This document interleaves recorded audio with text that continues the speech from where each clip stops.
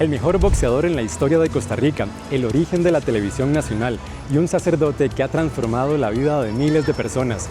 Todo eso nació aquí en Cristo Rey, un barrio marginado al sur de San José con historias que casi nadie conoce, pero hoy estamos aquí para contarlas.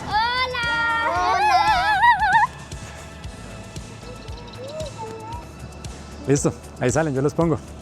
Sí, pero ya, chóquenla. Eso. Chao. Eso, pura vida.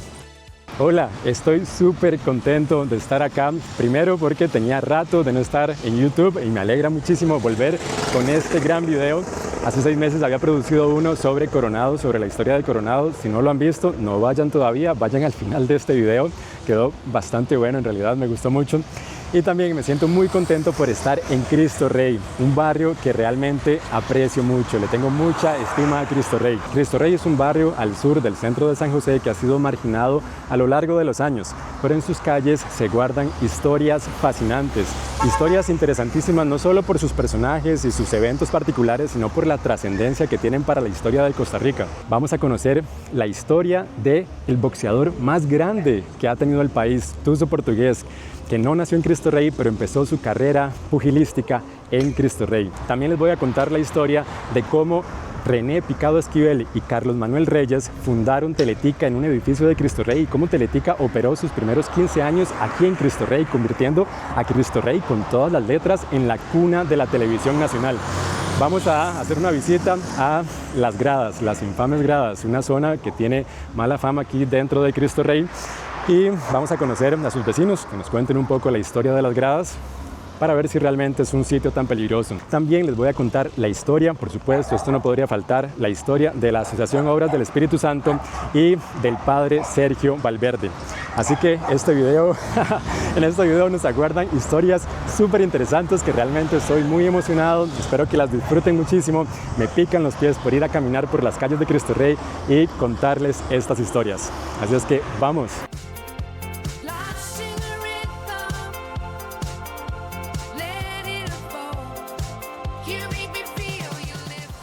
Ok, primero ubiquémonos. Cristo Rey, para los que no conozcan, si están viendo este video, no sé, desde Guanacaste, Punta Arenas y nunca han pasado por esta zona, la referencia más práctica que les puedo dar es, imagínense la catedral metropolitana frente al Parque Central, 1 kilómetro al sur. Es en donde me encuentro exactamente ahora. Comienzo contándoles cómo se originó el nombre de Cristo Rey. Cristo Rey se empezó a poblar a finales del siglo XIX. Desde 1875 ya había personas viviendo aquí. Esta calle ya existía en esa época, se llamaba Calle La Pólvora y era el camino que los vecinos de San Sebastián, Alajuelita, seguían para llegar al centro de San José.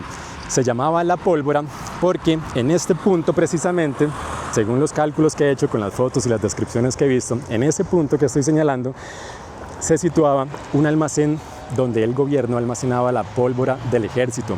Entonces, como el almacén tenía almacenada pólvora, la calle se llamaba Calle La Pólvora y Cristo Rey, no exactamente los límites actuales de Cristo Rey, pero sí la zona se llamaba Barrio La Pólvora. También leí Barrio Polvorín. En el almacén guardaban la pólvora en una bóveda de concreto y contrataban solo soldados que no fumaran, que no fuesen fumadores, y obviamente les tenían súper prohibido fumar.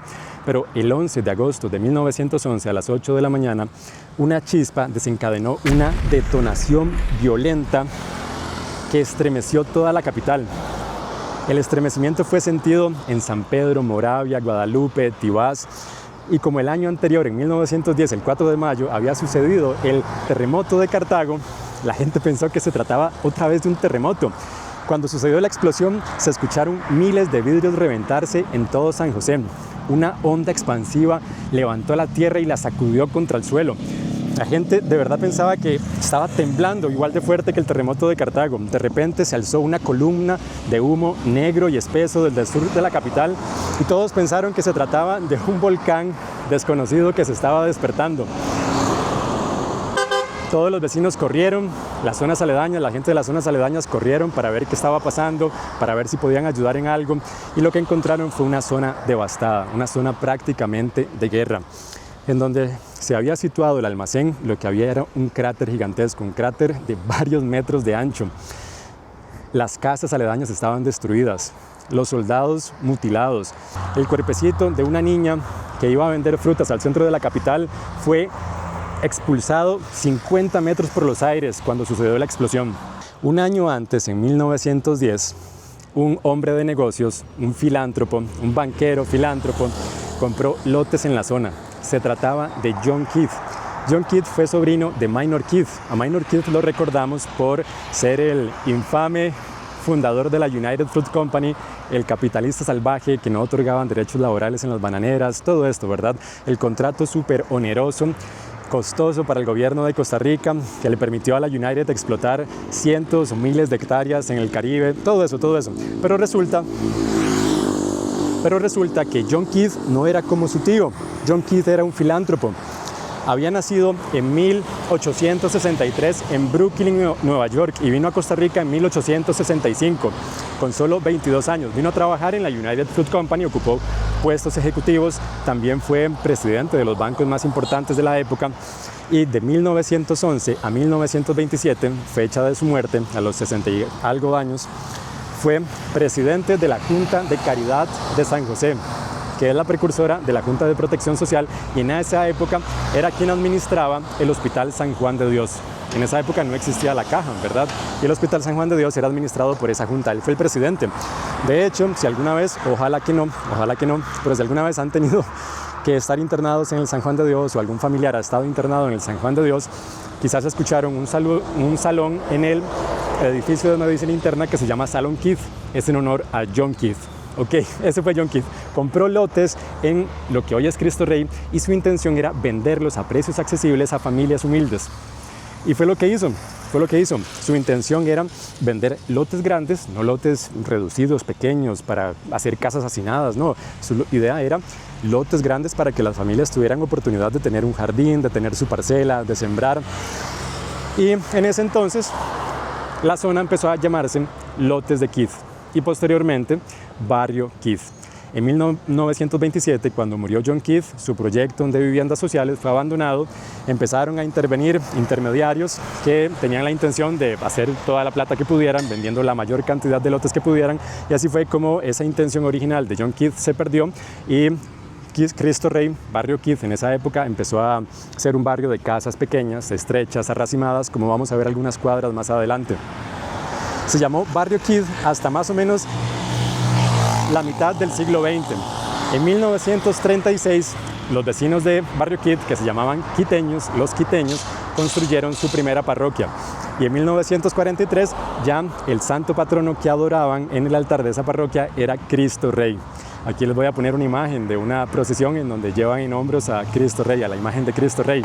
Y para 1953, un sacerdote del barrio que se llamaba Teófilo Arana, en el marco de estas celebraciones que establece la Iglesia Católica, entre 1953 y 1954 fue el año mariano. Fue un año mariano, y entonces en el marco de ese año mariano, Teófilo Arana propuso que Barrio Keith cambiara a Barrio Cristo Rey, y al parecer el nombre se consolidó cuando logró convencer al dueño de los buses que hacía la ruta por el barrio de cambiar el rótulo en los buses, quitar Barrio Keith y poner Barrio Cristo Rey. Y así fue como esta zona comenzó a llamarse con el nombre que hoy todos le conocemos, Barrio Cristo Rey.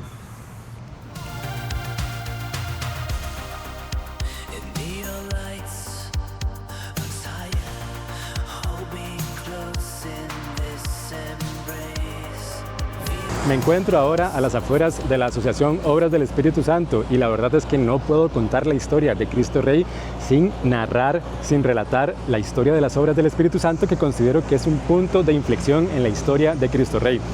Así que voy a contarles la historia del padre Sergio Valverde, su infancia, cómo se convirtió en sacerdote, cómo regresó a Cristo Rey y cómo se fue levantando este proyecto tan encomiable, admirable, loable, todos los adjetivos positivos que le calzan a este gran proyecto. Intenté hablar con el padre Sergio, pero estos días son los días previos, los preparativos a la gran fiesta navideña que ofrecen en el Estadio Nacional, así que esto aquí está a reventar. Se parquean camiones a las afueras, bajan bolsas, regalos, ropa, víveres, hay una fiesta, hay una misa ahorita siendo oficiada por el sacerdote, transmitida por Teletica. Así que estoy aquí como en un rincón, pero hay mucho movimiento. El padre Sergio nació el 28 de febrero de 1968 en el seno de una familia pobre aquí en Cristo Rey. Su papá era oficial de seguridad en el IMAS, su mamá ama de casa y él era el mayor de 5 hermanos. Muchas veces se quedaban sin luz, sin agua, la casa era muy humilde, de madera, y entonces él desde pequeño tuvo que salir a trabajar para llevar comida a su mesa, a la mesa de su casa para sus hermanos. Trabajó vendiendo productos en bolsitas, pintando casas, organizando rifas, lavando carros. Desde pequeño también mostró vocación por el sacerdocio. Jugaba a oficiar misa con sus hermanos, se ponía una sábana, una cortina como si fuera la sotana, y sus compañeros de escuela le apodaban padre desde pequeñito. Cuando ya fue adulto, en sus 20s, trabajó muchos años como oficial de seguridad y fue hasta que terminó una relación amorosa de muchos años que decidió ingresar al seminario. Tendría ya cerca de los 30 años. Entró al seminario y se ofició el 8 de diciembre de 1999. Fue oficiado por el que era monseñor en esa época, por el que era arzobispo en esa época, monseñor Román Arrieta, al que le llamaban Manzanita, y su primera misión parroquial fue en San Juan de Tibás. Ahí estuvo pocos meses y pronto fue trasladado a la iglesia de la Merced, donde comenzó su labor social. Como dice él en sus palabras, dejó de hablar de los pobres y empezó a trabajar para los pobres. Su primer proyecto fue un comedor en la zona roja, el Paso de la Vaca, todo ese sector, toda esa zona caliente de San José Centro, en donde repartían bollos de pan con jalea, mantequilla, agua dulce, café. Y ahí fue que inició su obra social. Para ese entonces, para el año 2000, un día, él, que sería luego arzobispo, el monseñor Hugo Barrantes, visitó Cristo Rey y quedó consternado con las condiciones paupérrimas de mucha gente en el barrio. Sobre todo le impactó, le rompió el corazón cómo se vivía en las gradas de Cristo Rey. Familias enteras unidas en la drogadicción, papá, mamá, jóvenes adictos a las drogas. Los chiquitos abandonados también caían en las drogas desde pequeños, mucha pobreza, mucha violencia intrafamiliar, delincuencia. Y aquí quiero hacer una salvedad, siempre que hable de drogadicción, lo voy a hacer con mucha sensibilidad, con mucho respeto y sabido yo, y ojalá que ustedes sabidos también, de que la adicción a las drogas es de verdad una enfermedad de salud mental. Ok, entonces quedó consternado el monseñor Hugo Barrantes. Así que, sabiendo que el padre Sergio era oriundo de la zona, lo convocó a esta misión ardua, a esta misión parroquial ardua, que viniera aquí a Cristo Rey y tratara de impulsar un cambio. El padre Sergio, por supuesto, aceptó, y ese año, el año 2000, marcó su regreso a su barrio natal. En la primera misa que ofició, solo asistieron 3 feligreses, solo 3 personas, porque la parroquia estaba a punto de cerrar por la inseguridad. Los sacerdotes eran asaltados frecuentemente, la gente no iba a misa por miedo a que los asaltaran, y entonces en esa primera misa solo 3 personas. El día que iba a realizar el primer reparto de alimentos, la noche anterior se metieron al salón parroquial y se robaron todo. El padre Sergio de noche salió con un foco al lote del salón parroquial, iba iluminando con la intención de encontrar algo que hubiese dejado tirado el ladrón, y en eso, iluminando con el foco en la oscuridad, acercándose a los linderos del lote, escuchó unos lamentos, unos quejidos de dolor, de auxilio, de ayuda. Se acercó con el foco, iluminó y encontró el cuerpo de una muchacha semienterrada. Habían abusado de ella y la habían enterrado. El padre alertó a la ambulancia, a la policía, se llevaron a la muchacha, y ese hecho, esa noche, marcó para siempre al padre Sergio. Marcó el rumbo que tomaría el resto de su vida y reafirmó en fuego el compromiso que tendría por trabajar incansablemente por el bienestar de los vecinos de Cristo Rey. Ese mismo año se fundó las Obras del Espíritu Santo, en el año 2000, y con lo que comenzaron fue con el albergue, en donde recibían a niños abandonados por sus familias, a madres con necesidades, y les daban de comer. Continuaron con su obra social también en la zona roja, y dicen que en la época, cuando dejaban chiquitos en el albergue, bien los podían dejar por días y nadie preguntaba por ellos. Los chiquitos venían sucios, venían con piojos y hasta con garrapatas. Hoy, 25 años después, en donde el padre Sergio encontró a la muchacha semienterrada, se alza todo un proyecto increíble, admirable. Se alza el albergue de la alegría. Creo que los números se quedan cortos, los estudié en algún lado, pero no sé, creo que es muy difícil abarcar en un video corto o en esta descripción, en este relato, todo lo que puede hacer esta institución. Leí que beneficiarios de las Obras del Espíritu Santo mensualmente son más de 200,000 personas.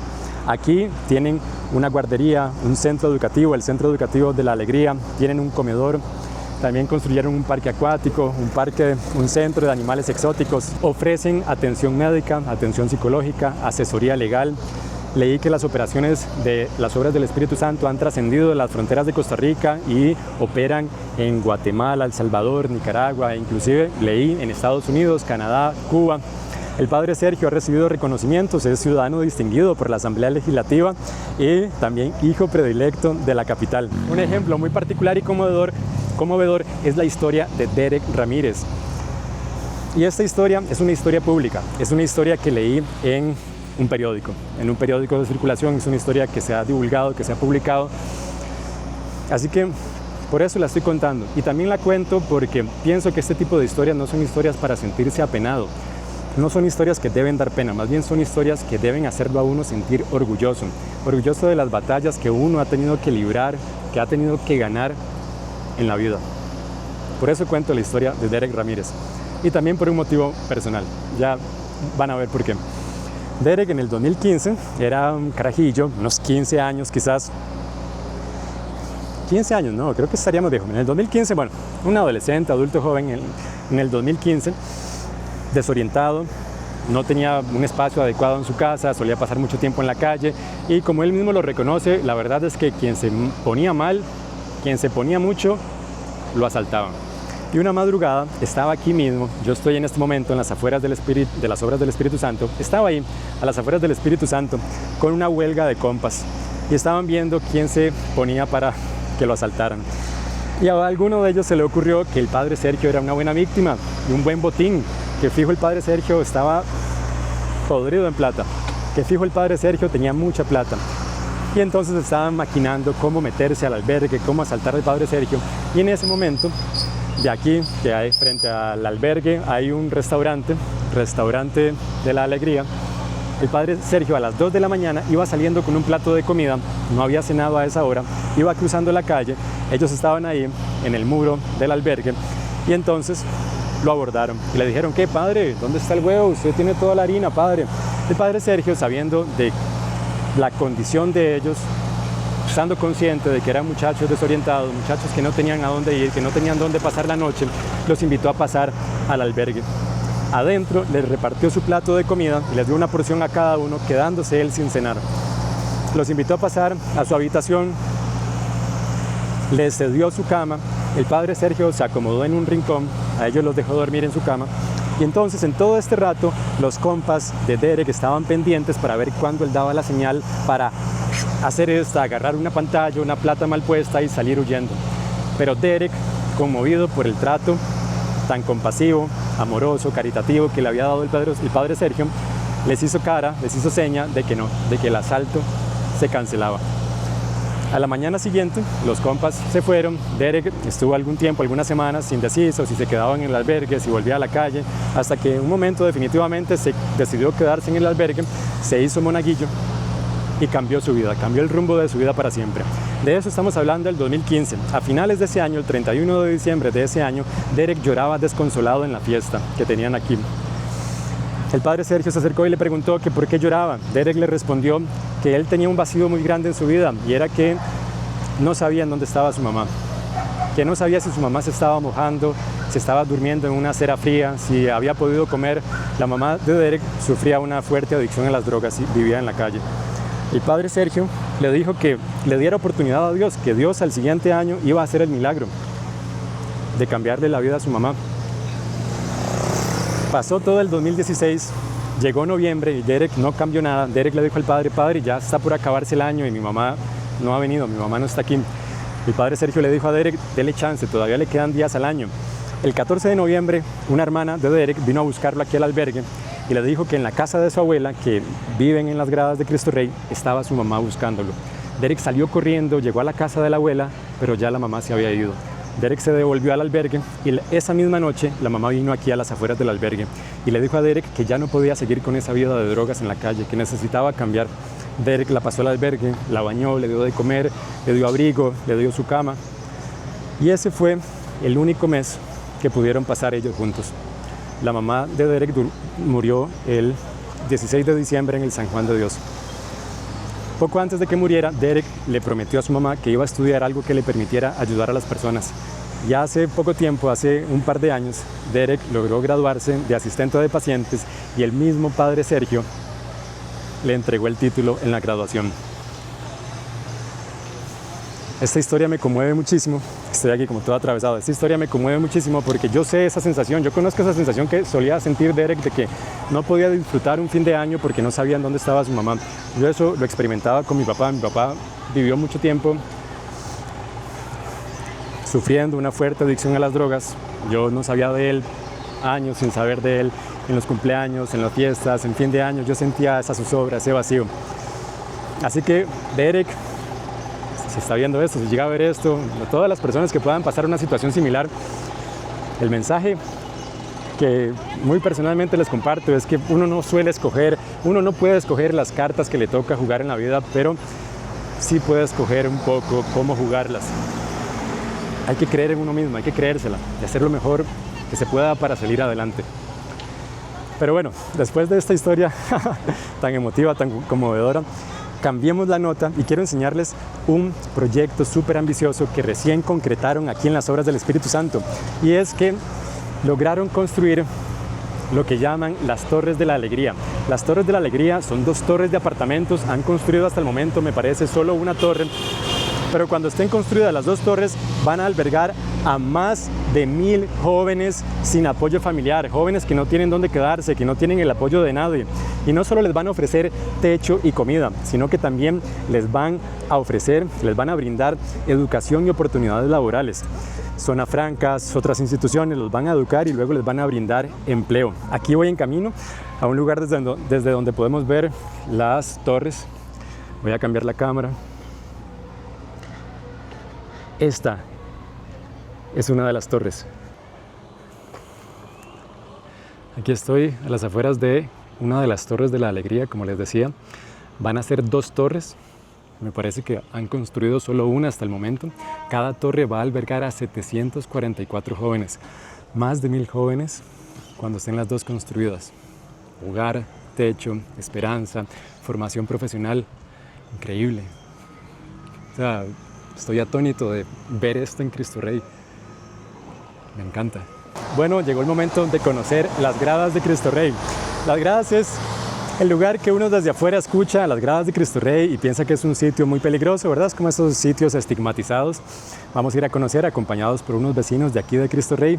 A lo largo de la historia, Cristo Rey ha tenido diferentes sectores que le han dado mala fama. El primero de ellos fue cuando la zona de tolerancia de La Puebla fue siendo desplazada poco a poco hacia el sur, hacia Cristo Rey. ¿Qué es La Puebla? Primero, les hablé de 2 cosas. ¿Qué es eso? La Puebla fue como el barrio marginal que surgió de primero en San José. Fue el primer barrio marginal. Podemos decir que es como la abuelita de los barrios del sur.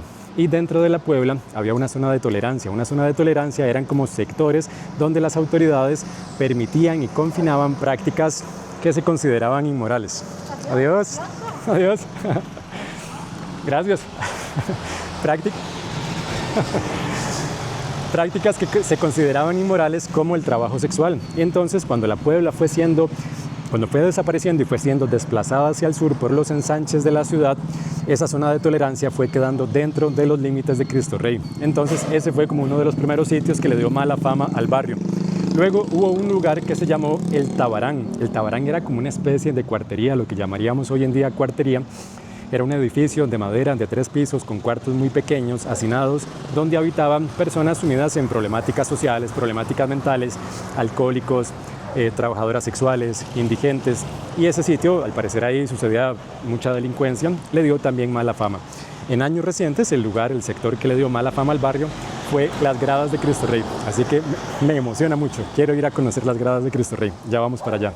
Aquí ya estamos en las gradas de Cristo Rey y la tía de un amigo mío, ella se llama doña Joana, una señora muy buena gente que vive en el barrio desde 1996, me está acompañando. Y bueno, las gradas es como esto, se baja esta cuesta como desde la calle principal de Cristo Rey y luego creo que la parte de las gradas, o sea, se empieza a llamar aquí ya gradas, pero luego hasta este punto ya los carros no pasan, la calle termina y comienzan realmente ya las gradas. Entonces vamos a entrevistar a un par de señoras que tienen muchos años de vivir aquí. Igual lo que me contaba Joana es que ha cambiado muchísimo, que cuando ella llegó aquí en 1996, de noche no se podía salir en general en el barrio, en Cristo Rey, y ni mucho menos bajar aquí a las gradas, pero que la circunstancia ha cambiado mucho en los últimos 30 años. Desde que llegaron las obras del Espíritu Santo fue un cambio radical para el barrio, para mejor. Así que bueno, vamos a entrevistar. Ir aquí a los 17. ¿A los 17? Añales. Tengo 6'9". 6'9", hace mucho, 50 años. Sí, okay.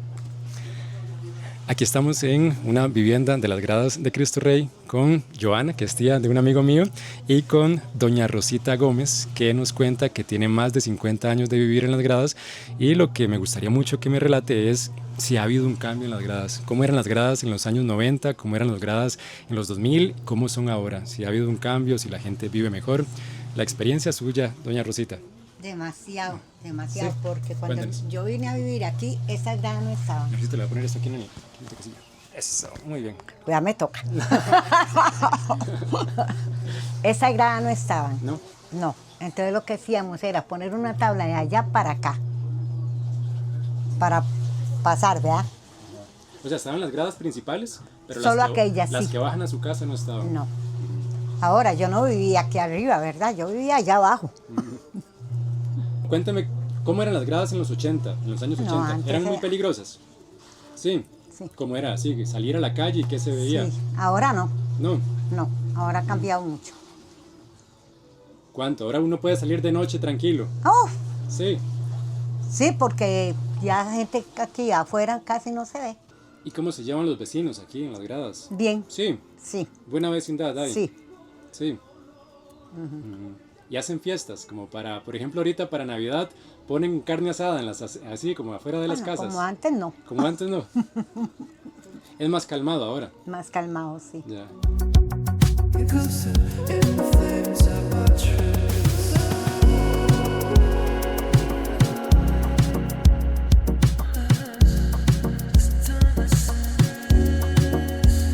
Aquí estoy con uno de los personajes célebres de Cristo Rey, don Jorge Miranda, alias Pelusas, que es uno de los pioneros o el pionero principal del swing criollo en Costa Rica, declarado un baile, declarado Patrimonio Cultural de Costa Rica. Aquí tenemos a uno de los pioneros y vive en Cristo Rey. ¿Hace cuántos años, don Jorge?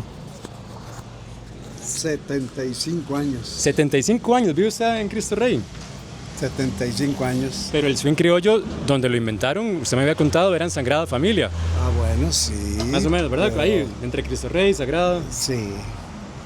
En los años 60 y resto. En los pues. años 60. Yo le había hecho una entrevista a don Jorge en febrero de este año, que se hizo viral, mucha gente la vio, los comentarios eran cientos de elogios para don Jorge, y entre esos comentarios, Leonardo Perucci le mandó un mensaje a don Jorge, que como que el swing criollo se hizo famoso en los 80s, cuando entre don Jorge y otros exponentes del swing criollo lo llevaron a los Piratas del Ritmo, ¿verdad? ¿Así fue? Exactamente. Piratas sí, del Ritmo. En los 80s. En los 80s, que era presentado por Leonardo Perucci. Entonces le traigo el mensaje que le mandó Leonardo Perucci aquí a don Jorge para que lo escuche. Muchas gracias, Pelusa. Las creaciones del pueblo y sus intérpretes me han hecho sentir un gran respeto y admiración.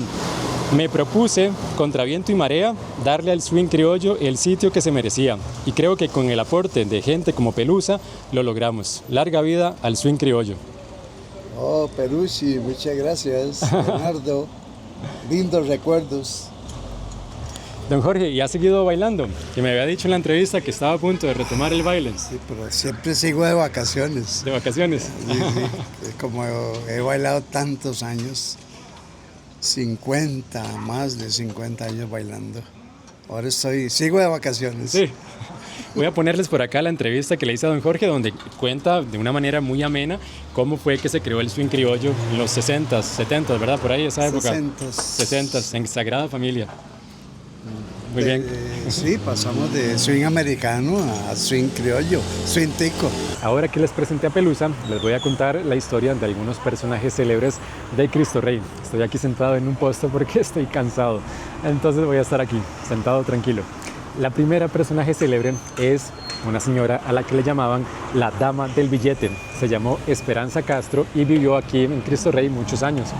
Ella era una sancarleña, nació en 1904 y para 1921 había migrado a la capital, a San José, y con 17 años, en ese año, 1921, trabajaba como niñera en la casa de una gente rica en Paseo Colón, la casa del doctor Eduardo Pinto. A su casa le llamaban la Casa de los Leones porque en la fachada, en la entrada, tenían unas efigies de leones. Y ahí era niñera. Un día llegó el fotógrafo célebre, el fotógrafo famoso de esa época, Manuel Gómez Miralles, a fotografiar a los niños de la casa. Esperanza siempre había tenido la ilusión de fotografiarse, pero nunca había tenido la oportunidad. Así que le dijo a Manuel Gómez Miralles que si le tomaba también a ella una foto. Manuel Gómez amablemente accedió y le propuso vestirla de campesina. Así que agarraron cortinas, sábanas, se las pusieron encima, como si fueran delantales, como si fuera aquí una pañoleta en la cabeza. Le puso a cargar una piedra como si recién estuviese moliendo maíz y le tomó la fotografía. Esperanza quedó feliz de que por fin había cumplido su sueño de fotografiarse. En 1933, grande fue la sorpresa que se llevó cuando vio su foto en los billetes de 50 colones del Banco Internacional. Billetes de 50 colones de esa época. Habían utilizado su fotografía sin decirle nada, sin su permiso. Y entonces por eso quedó para siempre en la historia como la dama del billete. Otro personaje célebre, imperdible, de aquí, de esta zona, es el gran boxeador Tuzo Portugués. Tuzo Portugués no nació en Cristo Rey, nació en Barrio Los Ángeles, pero empezó a pelear, empezó su carrera de pugilista en Cristo Rey. Y aquí sí me pongo de pie porque esta es una historia con mucha acción, muy emocionante, y entonces me emociona. Tuzo Portugués nació el 12 de noviembre de 1927 y cuando pequeño jugó fútbol, incluso jugó en las ligas menores del recién fundado Deportivo Saprissa. Cuentan que el mismo Ricardo Saprissa le daba plata para que fuera a los entrenamientos, para que fuera a los partidos. Jugó junto a leyendas del fútbol costarricense como Mario Catato Cordero. Pero pronto Tuzo se dio cuenta de que su oportunidad para salir de la pobreza estaba en el boxeo. En esa época los boxeadores ganaban mejor que los futbolistas y él era muy hábil, era muy ágil y tenía una pegada durísima. Así que se fue por el boxeo. Su mentor fue un cuñado suyo que se llamó Emilio Castrillo. También fue un boxeador de la época. Cuando Tuzo iba a verlo pelear, luego se quedaba entrenando, golpeando el saco, brincando la suiza, como lo hacía su cuñado, Emilio Castrillo. Tuzo se dio cuenta que si quería tener éxito, las probabilidades estaban todas en su contra. Tenía que concentrarse al máximo y de verdad entrenar muy duro, con disciplina. Se alejó de los vicios, entrenaba fuerte, se alimentaba muy bien, alternaba sus entrenamientos con un trabajo de peón de construcción. Y así llegó su debut con solo 17 años, el 9 de agosto de 1944, en el antiguo Teatro Mendoza. El Teatro Mendoza era como un salón de eventos que tenía escenario de teatro, tenía una pantalla para proyectar películas y también tenía una arena de boxeo. Ahí debutó Tuzo Portugués. Se enfrentó contra los mejores boxeadores de la época. Uno de sus grandes rivales fue el boxeador Vicente Sterling y Tuzo los derrotó en todas las ocasiones en las que se enfrentaron. Pronto quedó campeón indiscutible de Costa Rica y durante muchos años peleó en Nicaragua. Nadie podía derrotar a Tuzo, tanto que se ganó la rivalidad del presidente nicaragüense de esa época, Anastasio Somoza. Dicen que Anastasio Somoza trajo boxeadores de Cuba, de España, de Paraguay para que vencieran a Tuzo, pero ninguno pudo con él. El 16 de diciembre de 1949 llegó su gran noche, la noche más grande de Tuzo Portugués. Su debut, su pelea en el Madison Square Garden. Se enfrentó contra Bojack y le ganó por decisión de los jueces. Esa fue su primera de 5 peleas en la mítica arena. Cuentan que cuando estuvo en Estados Unidos en esa temporada coincidió con Rocky Marciano y entrenaron juntos. Rocky Marciano, uno de los boxeadores más grandes de la historia. Cuando Tuzo vino aquí a Cristo Rey, a Barrio Los Ángeles, dicen que fue recibido así por una multitud que lo ovacionaba. Tuvieron que pasar más de 70 años para que un tico volviese a pelear en el Madison Square Garden. Se trata de Francisco Fonseca y de Brian el Tiquito Vázquez. Ellos pelearon en el 2018 y 2019, me parece, y ambos fueron derrotados. Eso, pura vida. ¿Todo bien? Contando la historia de Cristo Rey, de Teletica y todo eso. Tuzo Portugués, el boxeador. Tuzo fue el primer boxeador centroamericano en ser incluido dentro del ranking mundial. el 15 de febrero de 1950 se ubicó dentro de los 10 mejores pesos medianos del mundo. Lo que Tuso decía que siempre le faltó es que no ganó ningún campeonato mundial. Él decía que es que a los organizadores no les hacía gracia la idea de un campeón latino. Pero Tuso se enfrentó a muchos boxeadores que posteriormente serían campeones mundiales o campeones europeos. La última pelea de Tuso fue en 1962 en el Gimnasio Nacional contra el boxeador nicaragüense Lu Gutiérrez. Tuso cayó a la lona. A la cuenta de 8 se levantó, pero en lugar de atacar a Lu Gutiérrez, se acercó a él, lo tomó del guante y se lo alzó declarándolo ganador. Y esa fue la última pelea de Tuso. En 1969 fue incorporado al Salón de la Fama del Deporte Costarricense, en una ceremonia en la que me parece que también fue cuando incorporaron a Ricardo Saprissa. Hay una foto en la que salen ellos juntos. En el 2008 fue incorporado al Salón de la Fama del Consejo Mundial de Boxeo. Después del retiro, Tuso se dedicó al comercio, llegó a tener una flotilla de venta y distribución de helados.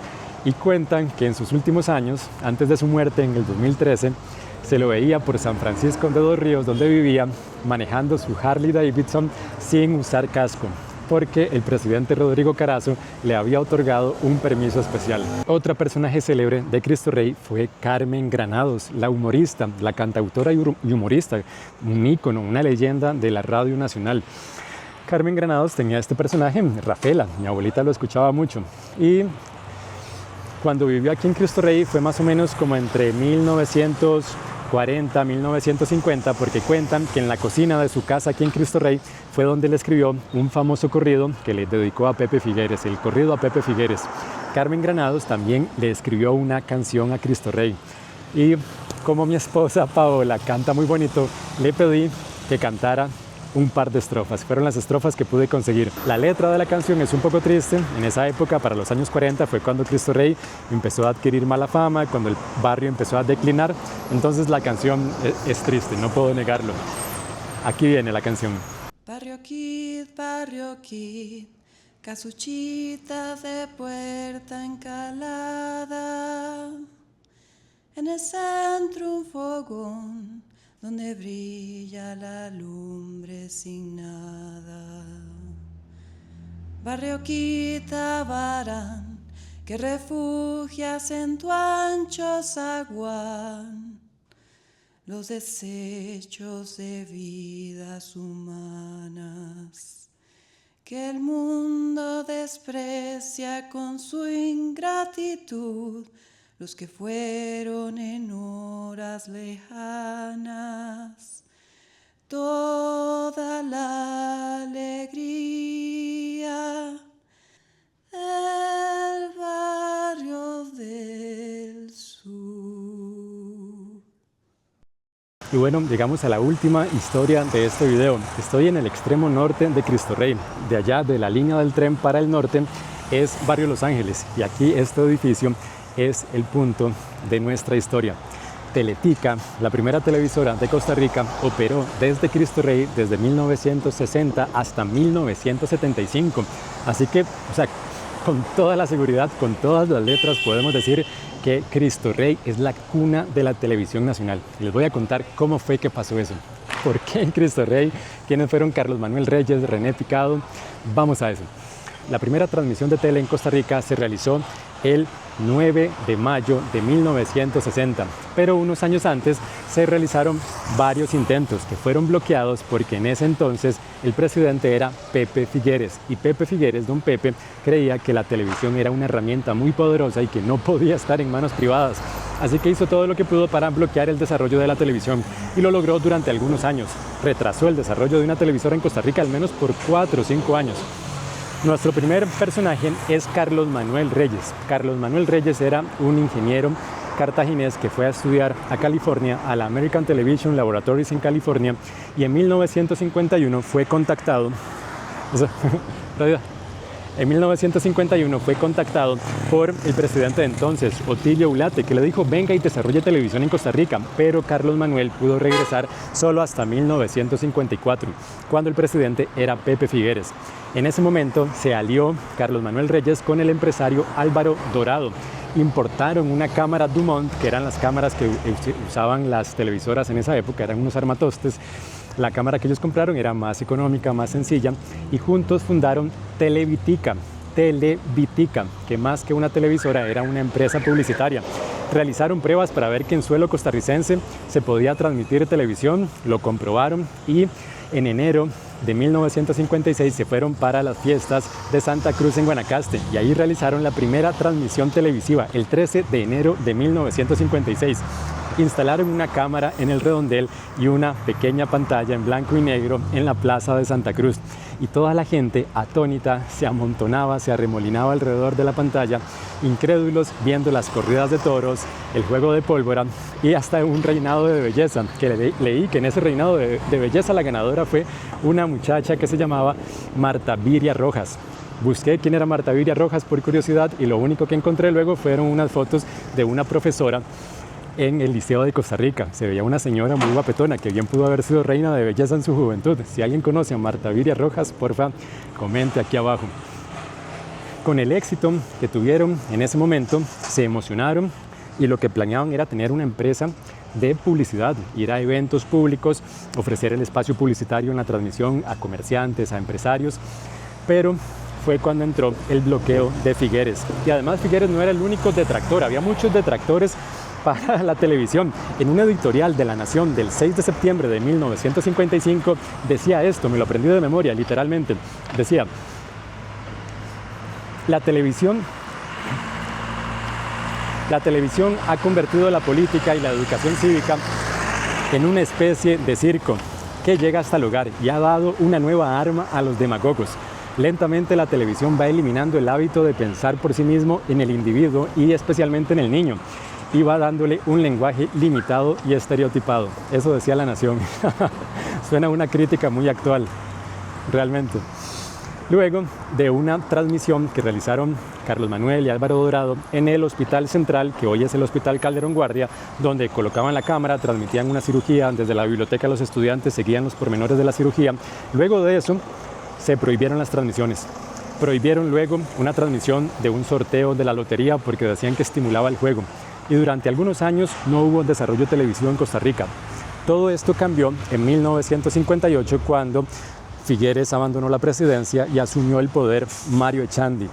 Carlos Manuel Reyes le había transmitido de una plaza pública a Mario Echandi y entonces él se había comprometido de que le iba a dar una licencia privada para que desarrollara su proyecto, televisión privada.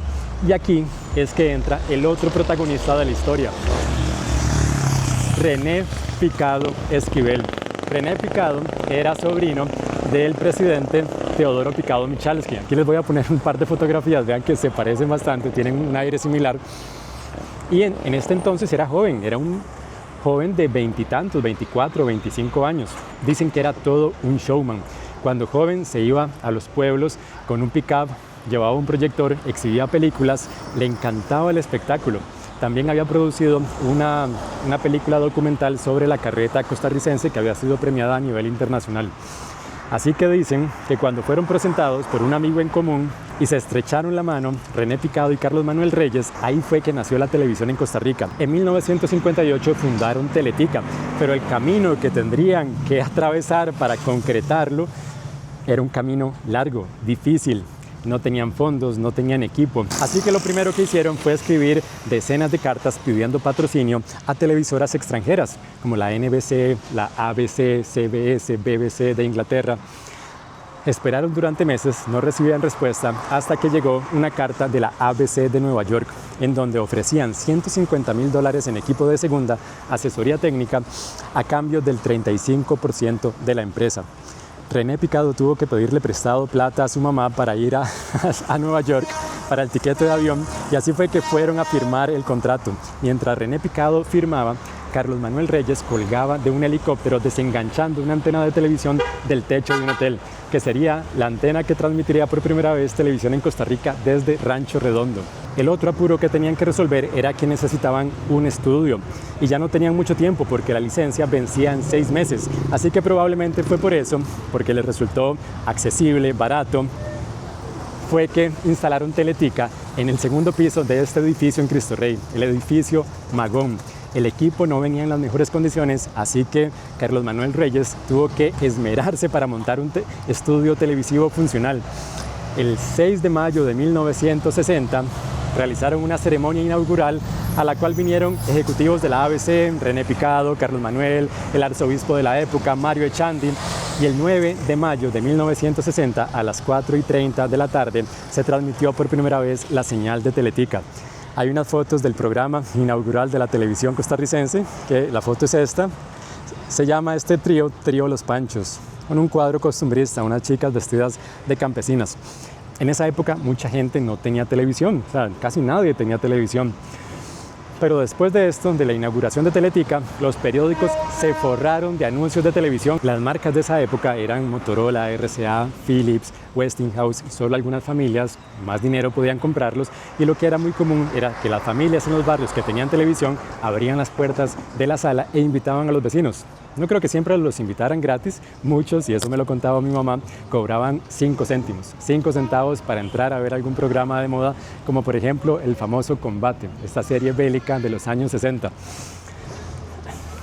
El siguiente reto era que tenían que darle rentabilidad financiera a la empresa. Ya tenían todas las cámaras, el estudio, pero necesitaban que fuera rentable, y eso significaba solo una palabra: publicidad. Cuentan que René Picado recorría de arriba abajo la avenida Segunda tratando de convencer a los comerciantes de que contrataran publicidad, pero lo que decían, desconfiados al inicio, es que si pagaban publicidad en un periódico, al menos el periódico se quedaba en la casa, pero en la televisión, si no veían el anuncio, ya pasaba y no veían nada. Hay una anécdota en la que una marca de detergente contrató publicidad en Teletica y parte de la campaña era ir por las casas en los barrios tocando la puerta y preguntándole a las amas de casa que cuál jabón utilizaban. Y llegaron a la casa de Olga Cosa, doña Olga Cosa, la esposa de René Picado, que cuentan que vivían a los inicios de Teletica aquí cerca de Cristo Rey, en barrio Los Ángeles. Tocaron la puerta, salió doña Olga y le preguntaron: ¿cuál jabón utiliza usted para lavar la ropa? Y digamos que la publicidad era de Sedex y ella como Rinzo.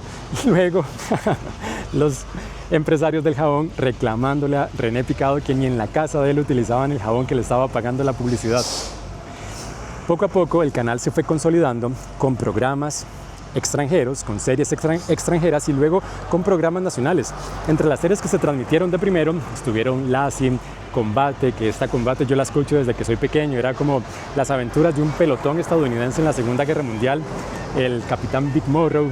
También estaba Lassie, Pájaros de Acero, que era como resolver crímenes y aventuras de un par de pilotos de helicóptero. Los primeros programas de producción nacional tampoco tardaron mucho en aparecer. Ese mismo 1960, en octubre, se lanzó un programa que se llamó Las Estrellas se reúnen, presentado por un peruano llamado Santiago Ferrando. Era como decir el sábado feliz de la época, el sábado gigante de la época, y tuvo mucho pegue, era muy popular. A ese programa se incorporó en 1961 una figura icónica de la televisión nacional, doña Inés Sánchez de Revuelta. Ella es cubana, era cubana, ya falleció. Ella era cubana, había nacido en 1931 y vino al país en 1961 buscando mejores oportunidades, porque en 1959 la Revolución Cubana, el ascenso de Fidel, y ya para el 61, la situación en Cuba ya estaba crítica, las persecuciones, las expropiaciones, el ascenso de la dictadura. Vino a Costa Rica, se incorporó a Las Estrellas se reúnen y en 1963, el 8 de febrero de 1963, lanzó su propio programa. ¿Adivinen cuál? Teleclub. El mítico programa Teleclub. Teleclub se inició aquí en Cristo Rey, ¿pueden creer eso? Yo me enojaba un montón cuando le hacían mofa con memes a doña Inés Sánchez de Revuelta. ¿Ustedes saben cuántos programas de Teleclub se transmitieron? Hagan un cálculo. ¿Qué? ¿4.000? ¿5.000? 13.000 programas de Teleclub. Doña Inés Sánchez de Revuelta ganó el récord Guinness por el programa educativo con la transmisión ininterrumpida más larga y también como la presentadora del programa educativo con una transmisión ininterrumpida más larga. O sea, ella es una leyenda de la televisión nacional. Así que poco a poco el canal se fue consolidando. En 1963 hasta tuvieron una unidad móvil, transmitían partidos, carnavales, corridas de toros. Y hacia el final de la década, en 1969, el 14 de mayo de ese año, don René Picado Esquivel falleció prematuramente, con solo 36 años. Después de eso, su esposa Olga Cosa se hizo cargo de la empresa y en 1975 fue trasladada desde aquí, desde Cristo Rey, hasta el estudio que conocemos actualmente en La Sabana. 2 meses después de la muerte de René Picado, el 20 de julio de 1969, los costarricenses madrugaron para ver en la pantalla de su televisión, en la pantalla de Teletica, cómo Neil Armstrong caminaba sobre la luna. Y esta imagen, los ticos viendo el alunizaje, simboliza demasiado bien el gran legado que surgió aquí en Cristo Rey, el gran legado de Carlos Manuel Reyes y René Picado Esquivel, haber conectado a Costa Rica con el mundo. Y así, aquí en plena línea del tren, llegamos al final de este video. De la línea del tren para el sur es Cristo Rey y de la línea del tren hacia el norte es Barrio Los Ángeles. Uno de nuestros próximos videos en esta serie de los barrios del sur va a ser conocer la historia de Barrio Los Ángeles. Así que nos vemos pronto en el siguiente video, mis amigos.